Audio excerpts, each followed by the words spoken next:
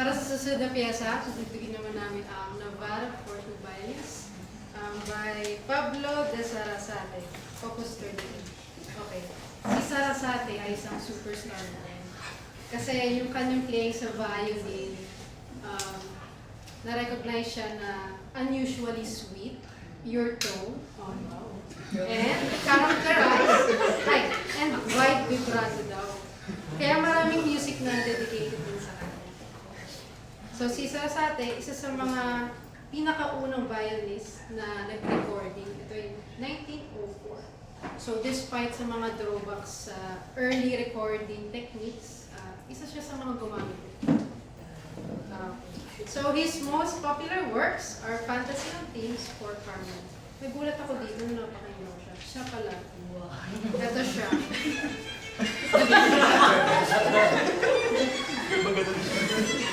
Nakabalera. Okay. Masterclass pala. Okay. Yung pangalawang most popular work is Introduction and Tarantella. Yung Tarantella is traditional Italian folk song. Ito naman siya. Ay, sorry. Ito siya. Tarantella.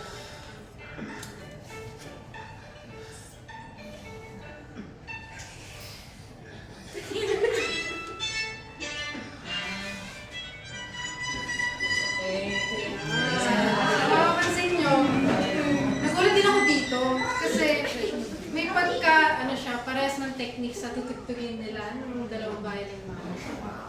Okay. And then yung Modern Navarra, which is yung tutugtugin natin. Navarra was published in 1889. It is a tribute to his birthplace of Pamplona in the Navarra region of Spain. What makes these works very unique? Dahil sa yung pyrotechnic passages niya. Meron yung kanina yung mga tapos may mga matataas na mga nota. Sa Greek kasi, ang ibig sabihin ng pyrotechnic is fire techniques. May mga palamutik yung pala yung sabihin niya. Okay. So, you'll hear him imitating the sound of the gaitas dito sa Navarra. Gaitas is a very traditional naman ng Spanish instrument. Okay.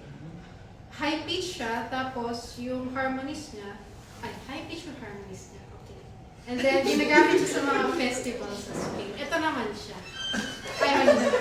Ito siya. Ay, sa SpongeBob. Yan sa bagpipes. So yan, marirealize nyo yun mamaya lahat pag tinugtog na natin. Enjoy! Yeah.